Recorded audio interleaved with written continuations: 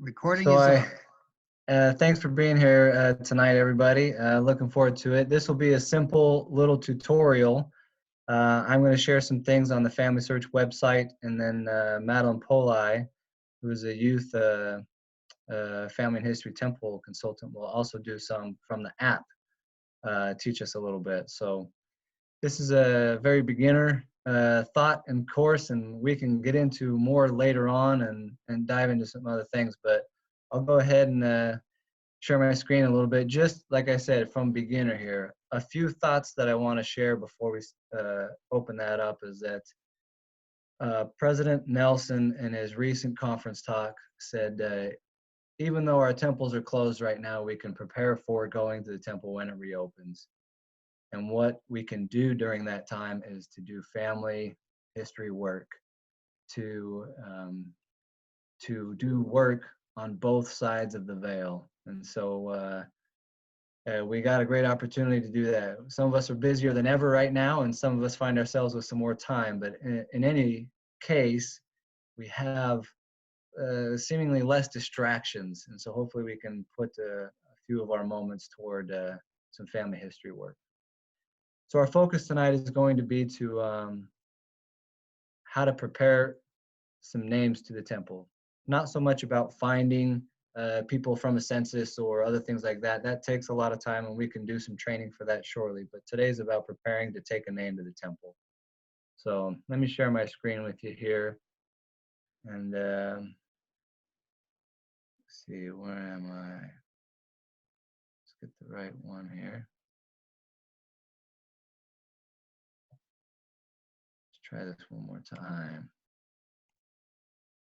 I'm new to Zoom. Well, ish. Put So, your mouse down near the bottom of the screen, and there will be a menu pop up. There you go. there we go. Are you guys on a family search screen now? All right. So I'll do a quick sign in here. If you haven't signed up yet, we can talk you through that too. But usually you can sign in through your church account as well. If you haven't already done that, you can see down here, sign in with church account, right in that area. So your church account that you do LDS, your churchofjesuschrist.org stuff is the same. So again, let's just do some simple work here. So I'm going to start off on family tree. Since I've done a little bit here, and because some of my family is pioneer history, I've got a lot already done. So I'm going to try and show you what we can do kind of in an obscure way, I guess, just because it's not traditional. So here's me and my wife, our children, our parents, and grandparents, kind of our 4-generation group here, 3 going on 4. If there are questions tonight, I want anybody to just holler. This is not just me talking. If you guys see something and wonder something, please just say it and let's talk about it. Okay, so first question. When, we all hear the term 4 generations. Mm-hmm. So according to this model that you're showing us here, the 4 generations would include your children and your parents and grandparents. It can, yes. The reason they'll say 4 generation 2 is to get to great grandparents is going to get you into stuff that already exists, because usually they're passed on. Yeah. And so that allows you to get into a lot of other veins. So trying to get to your great grandparents is going to be your key. So take somebody who doesn't have any children, such as Maddie or Megan. Her 4 generations, would that just be 3 generations she needs to get, or does her 4 generations go to her great grandparents? 4 generations will go to great grandparents. Okay. Yes, good question.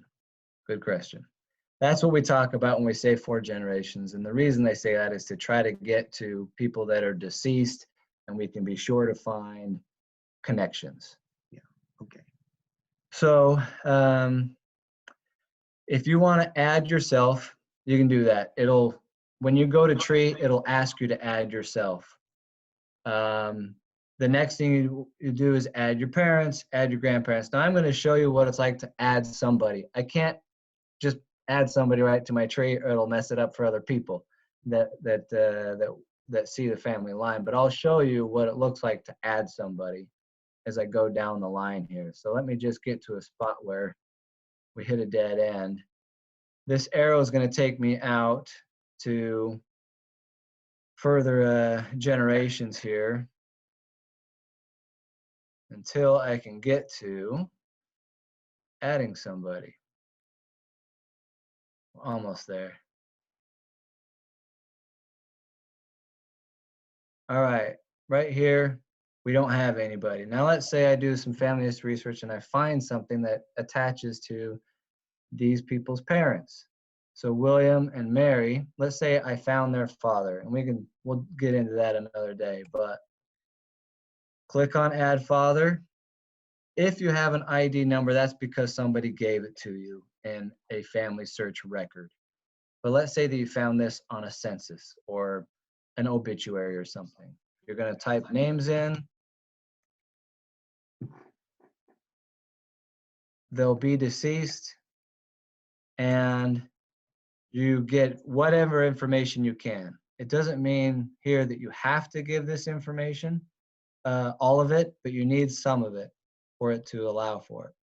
And when you hit next, it'll obviously, for me, it says no match found because that doesn't exist. But you create the person, and what's going to happen, you can't click that or else it'll create a wrong person, is that when you create the person, you're going to get some numbers here. This one, this LZB1QJF, that is the number that that Family Search gives to them. You're going to get that automatically generated. That will be important. Let's say that you're searching for a record and you find multiple Rob Bells. When you search through and find the right one, that record number should match. That's down the road. But that's what will happen when you create your 4 generations. You just put in as much information as you can, how they're related to you, and it's going to create this tree. It'll just automatically start making it for you. So that's a basic of just making your 4 generations. We can talk about finding people and doing that later. But let's go on to the next most important or easiest thing we want to focus on tonight. Does anybody have any questions with what I'm talking about right now? Okay, so to prepare us to go to the temple with names, one of the neat things that is on this is a simple search. And so there are a couple ways to do that. One of the more informational and challenging ways is to change your tree landscape or your tree view to descendancy.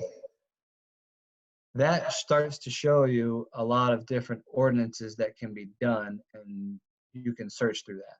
That takes a little bit of searching and some fishing. It just changes the view and you can see things differently. But if we go to temple, it will start to help us prepare a name for the temple.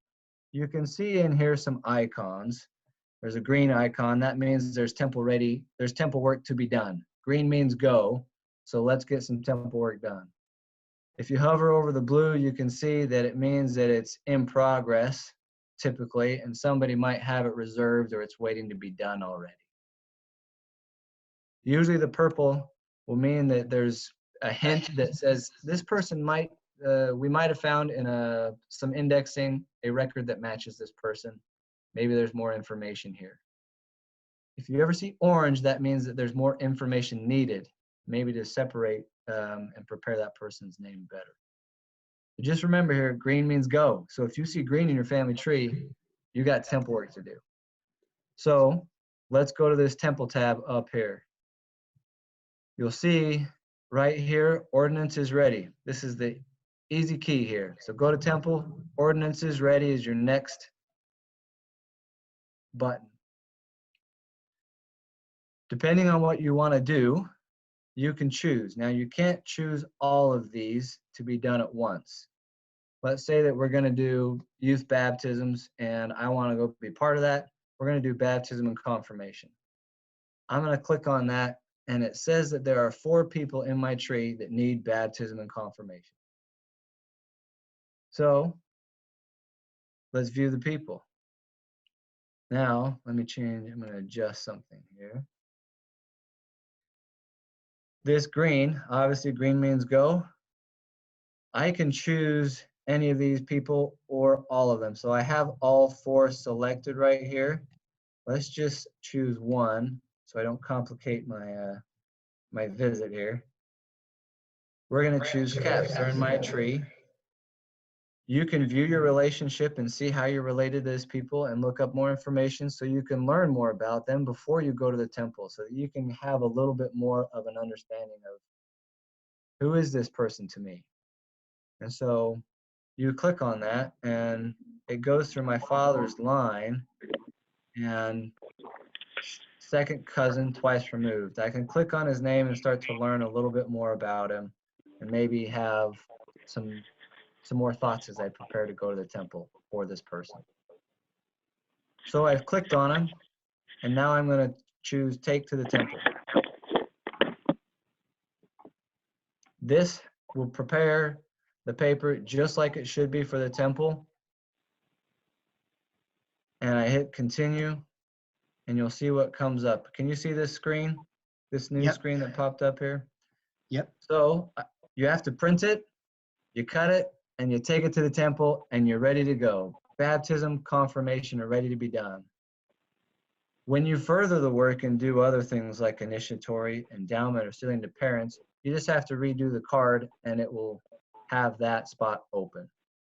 Since you picked the baptism and confirmation option, the other 3 were crossed out. Correct. Correct. So this is ready for me to print and take to the temple. It's really that simple. So it keeps a record for you of what you have done. And so you don't have to come back and do anything. Once you print it, it's expecting that it's going to, for you to do it. Now, it won't automatically go to it until it's obviously done, until the work is done, but it's expecting that you will do it. So that as we go through this, this is reserved right here for me, printed. That's the one I'm going to take that day to the temple. So just as a review, go to temple, ordinances ready, and then you choose one of these and it will prepare it for you. It's very similar on the phone app. Does anybody have any questions right now before we move over to Maddie? Excellent. All right. Well, I know Maddie's here. I saw, I'm not sure if she goes by Maddie all the time or Madeline, sorry. Anyway, if we can allow her, Bishop, to share the screen, I'll stop sharing mine. Okay. And see if we can allow her into that. Go right ahead. Do you know how to do it, Maddie? Yes, I believe so. I'm just trying to share the app.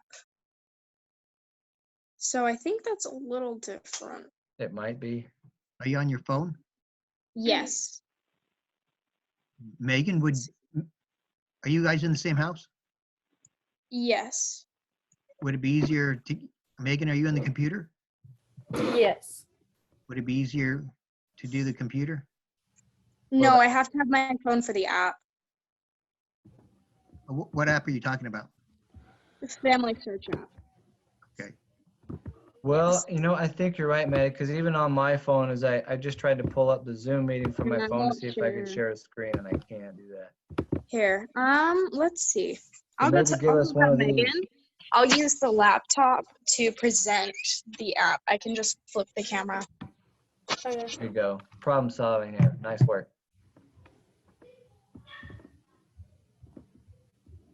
Oh, I hear you coming. You're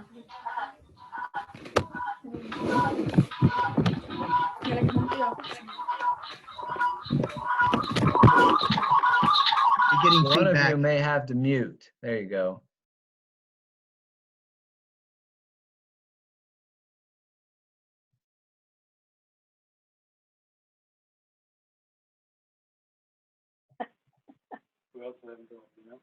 They both muted, didn't they? Yeah, I think they're just getting it ready.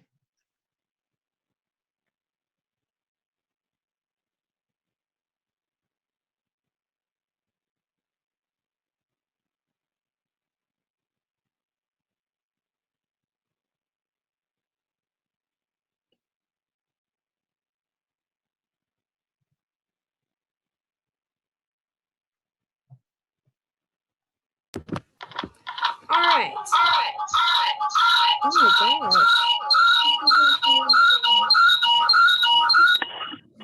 Okay, I'm just gonna leave Zoom on my phone. All right. So I was asked to present the Family Search app. It's the similar things that Brother Bell presented, but in the app form. So if you guys can see, let me see. I'm gonna have to turn on my brightness. No, that's too bright. Sorry guys, thanks for bearing with me. This is the Family Search app. You're gonna pull it up. You can download it on the App Store. I use Google Play since I have the Samsung, but if you have an Apple product, you can also get it on the Apple iTunes store. And you just search Family Search app. And you can get it there, and then you just log in with your church account information. And once you do that, it's going to take you to this home screen, and it's going to have you at the bottom here, and then your parents and children, but that's not applicable here. And then as far back, kind of like Brother Bell was saying, like your 4 generations or what'll pull up. And then you can kind of go through it, and you can click like the arrows to expand your tree. See, and then you can kind of just go through it that way. If I am looking for ordinances, I generally prefer, like if I'm looking through my descendancy chart to find ordinances, I generally prefer to do it on a laptop, because on here you're going to have to click on each person to see what ordinances they have, whereas on the desktop computer it's a little green icon next to it. But there is one feature that's really nice about this. It's a fan chart. It's available on desktop and on your phone. You're going to go to settings on the little sidebar. It's these 3 little lines. You click on it. Then you go to settings here at the bottom. This glare is terrible. You're going to go to settings. And then the very first thing that pops up on settings is enable fan chart right here. And so you can turn the fan chart on, and then you're going to hit the back arrow and go back to your tree. And it'll show up, and it'll bring up everyone on here. I have mine set to 7 generations, but you can set it to 4, 3, however many you want. There's a little menu, like these green slider buttons. You'll click there to change the settings for your fan chart. And there's one that you can click on. There you can sort the people on your tree by color based on where they're born, birth country, if they need research helps. And the last thing that you can find is ordinances ready. Or ordinances that can be requested. So what I did is I pulled that up on mine, and you can see that there are a few that need research help. So I don't have any that need ordinances done, but this is a really cool way to just kind of glance and see, are there any people on my tree that have green ordinances right now? I can just check on that. So that is the one thing that this app can do that the online version can't. Brother Bell also asked me to share how to do the take a name feature, the one that finds the ordinances that are ready for you. You go to, let me find it. It's loading.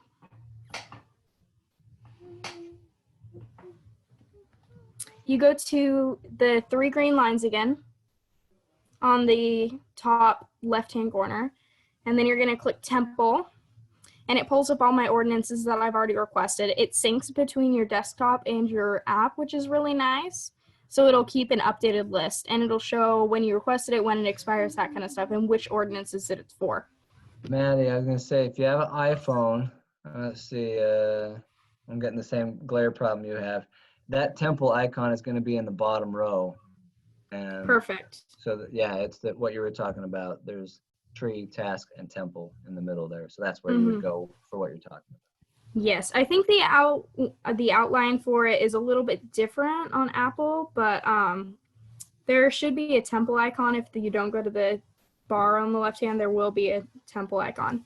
And then once you're on the temple setting, you can click at the bottom for the Ordinances Ready tab, And then you can select baptism and confirmation, initiatory, endowment, sealings, whatever you want to do. I'm going to hit baptism and confirmation. It'll do a search just like it did on the desktop, and then it'll do there. And then the same way, you're going to view the people. You can continue. You can print them like he showed, and then you're just going to print, and then you can cut them out and take them to the temple. So that was the big thing. There is also another app that I found in my little experience with family history. You can go to the App Store. I know it's available for Apple. I'm not sure if it's available for Samsung because we have it on our family iPad, but not on my phone. It's called Take a Name. And what it is you log in to your church's account through this app. And what it does is it searches through your family tree and it'll comb through all the generations for you. And it'll pull up all the ordinances that are available. So for us, it searched through like 10,000 names? A lot. Like 10,000 names it searched through for us. It's just like a computer program, and it turned up like 100 ordinances that were ready. So the nice thing is that the ordinance is ready on the app. It's already there. It's already convenient, like in your tree. But the one downside is that if you already have ordinances requested, like I already have some waiting because I haven't been able to go to the temple, it won't pull up any new ones for me. Whereas if you use this app, it'll only pull up ones that you haven't requested yet, and then you can save them and it'll automatically sync to your tree. You can go to temple and find the ones you just found on that app. So that's the Take a Name app. I can put the name in the chat spelled out, but you can find it on the App Store. Highly recommend it. It's really great. So, yeah. Very nice. I have not worked very much on that Take a Name app. That's fantastic. I haven't done it in a while, but it is very nice. So nice. I will add one thought too on there, Maddie, Yeah. with what you said on the ordinance is ready. I have most recently, we have taken our phone to the temple and showed them this, and they scan and print the card for you. So you don't always have to have it printed if you're not Yeah. available to have a printer somewhere. Yes, So- I think you can get a code. Like you were saying, they can scan on your phone. You can also, if you don't want to take your phone into the temple, you can get a request number. It's an FOR. It's usually 12 digits, and then you just copy it down and give it to them, and they type that in, and it'll pull up your ordinance request, and they can print them that way too. Very nice. Very nice. So thank you so much for sharing that. I know that you have a good experience with this, so thank you for teaching us some new things. There's some stuff I didn't know in there, so thank you. Thank you. Very helpful. Now, again, this is just the beginning of how to prepare to take a name to the temple. If we want to get more into learning how to use Family Search and use census records and obituaries and finding people and discovering more in our family tree, we can surely take the time to do that with you. We have family history consultants in our ward that are ready to help you, both youth and adult. And we're very anxious to talk with you about it and help that search go and extend that. So please let us know if that's something you'd like to do. Go ahead, Maddie. I found the app. It is available for Samsung as well. It looks like this. It's a blue and a pink card, kind of like the ordinance cards. And it's called Take a Name LDS Family History. And you can just install that on whatever device, and then it syncs to your church account. So if any of y'all are interested, it's a good Very resource. nice. Very nice. All right. Well, despite everybody needing a haircut, everybody looks pretty good. I'm just kidding. I just need one myself. Anyway, does anybody have any questions tonight before we conclude? I got mine up and working. Here we so go. It's really nice. It looks like if you hold it at an angle, it doesn't glare so much. Nice. All right. Very good. And you'll find yourself when you might be visiting with family, or you might be at a moment's notice. I don't know the right term, but anyway, you just find yourself going to the temple and you haven't done much work. If you have your phone, you can do some work. So you can take a name with you. So there's always work to be done, of course, but why not do the work of your family? And it's always available. So if you have your phone and you can learn this little quick trick of the ordinances, you'll always have a name of your family to do. So One thing that I want to add is my testimony. I really appreciated President Nelson's comments in this recent conference. Even though our temples are closed, he's announcing more temples, and he's encouraging us to do work while we wait for that. And so there's much obviously to be done, but we will receive the very blessings that we need as we work for doing the salvation for our ancestors through family and temple work, family history and temple work. So I've seen doors open. The Lord cares. Schaefer and I have recently found that a lot of her family is in this area, and we didn't realize that. And we have been really blessed to find some things that you can't just find any other way than the Lord guiding you. And we've been very blessed in it, and He cares. And He cares that we're finding these people. And I say this in the name of Jesus Christ, amen. Amen. Well, thank you very much, Brother Bell. We truly appreciate it. And as we go forth each week, we will be adding onto our already existing knowledge and experience. Thank Brother you very Andrew much. Smith. Brother Andrew Smith, would you mind offering a closing prayer for us? I'd be glad to. Thank you.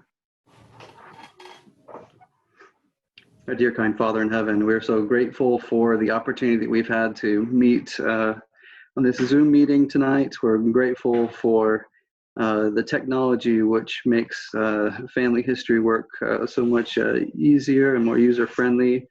We're grateful for those who have spent time and energy and efforts in putting this class together. And we ask you to bless each of us, that will be motivated to do more preparation work, so that when the temples are reopened, we might be ready and prepared to take those names to the temple. Bless us in our efforts to do this work. Help us to have the right mindset, and help us to have thy Spirit to be with us. We ask you to go with us at this time. Please help us to be safe and protected. And of course, we ask a special blessing to be upon all those who have been affected by the COVID-19 virus, and ask also a sustaining blessing to be with the medical professionals who are helping them. We love thee very much, and are again thankful for thy mercy and thy kindness to each one of us. And we say this in the name of our Savior, Jesus Christ. Amen. Amen. Thanks everybody for being here. If you have any questions again or thoughts about anything family history, send me a text or call, and let's do some work. So, All right, sounds great. thank you for being here, everyone. Thanks. Thank you. Thank you. Thanks, girls.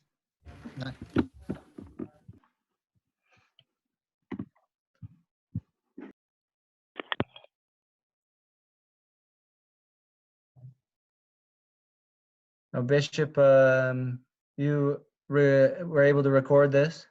Yeah. What happens is when I end the meeting, it will ask me where I want to save the recording, and I'll put it somewhere on my computer. Excellent. And then can you send me that link, and we can just send it out for the... Sure. So let's see. I was just thinking maybe what would be a good idea is to kind of map out a curriculum for each week going forward, and then we could publish that curriculum such that when a person looks at it, they could say, oh,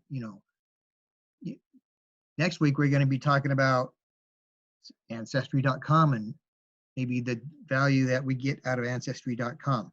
Or maybe the week after that, we're talking about some other ways we can extract names that are not in Family Search already, or whatever it is. I'm just kind of making this up as I go along, but maybe we can put together. How long were you thinking this would go? Like 6 weeks or 3 weeks? I was planning for 4. That's just what I had in my head, just Sure. immediately, yeah. So what we could do is break it down, and I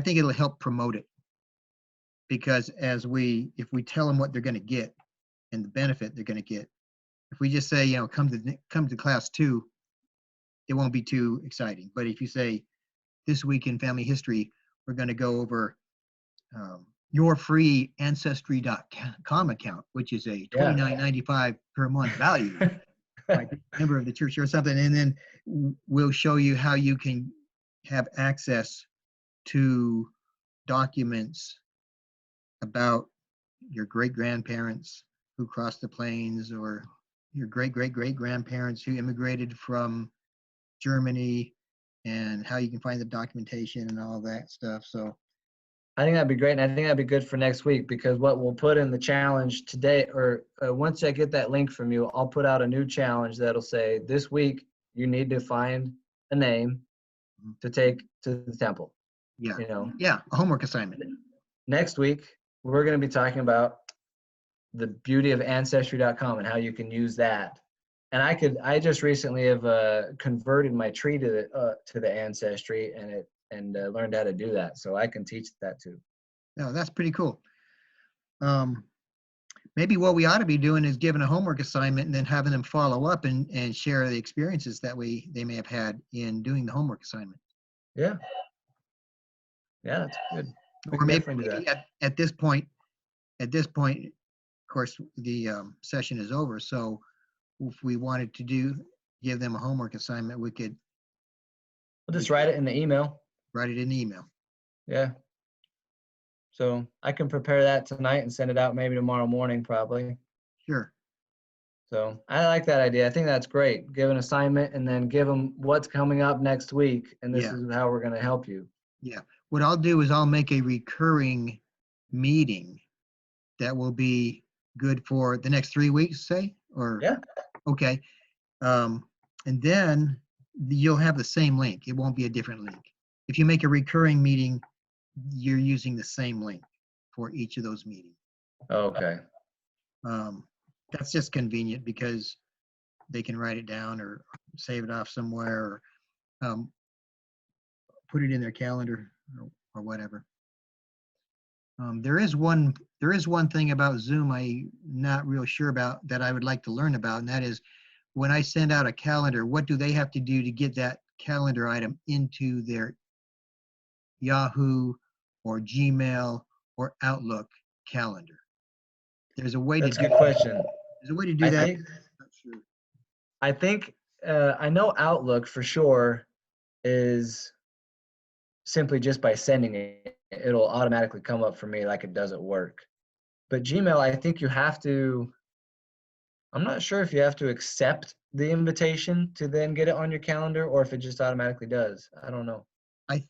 I don't know. I know that when I send out a recurring meeting, I was on the list, so I got it myself.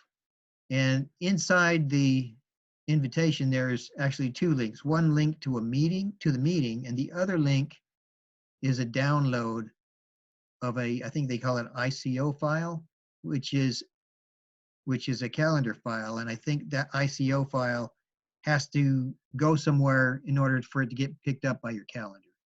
That's the missing link I got to figure out. Okay. Yeah, you're speaking a language I don't know very well. Well, I mean, it's got to have some way to communicate, and I'll figure it out. Well, thanks for your support and help with this. I know I'm not as tech savvy, so this is a big help for me, and I appreciate your thoughts on all this. I think it's good. I think, if anything, we're going to get a few more names than we did last year to the temple, so that'll be great. Yeah, exactly. All right. Well, if I can think of anything, or if I can think of anything, then I think what would be good is if we figured out what we wanted to put in the rest of the classes, all 3 classes. If we have 3 left, if we could figure out the content. Okay, let me brainstorm a few ideas for. Let's and figure more. out I the can do content that. for all 3, and then that way we'll have the whole curriculum we can put in there. All right, I'll put it Exciting people. I'll put it together and email you some thoughts on it. Okay, cool. Appreciate it. And the Yeah. other idea is, you could have more classes and have a 30-minute class. Whatever you want to do. Sure. So- Sure. All right. Okay. Okay, Excellent. Thanks for your support. you're welcome. Talk to you later. Have a good night. You too.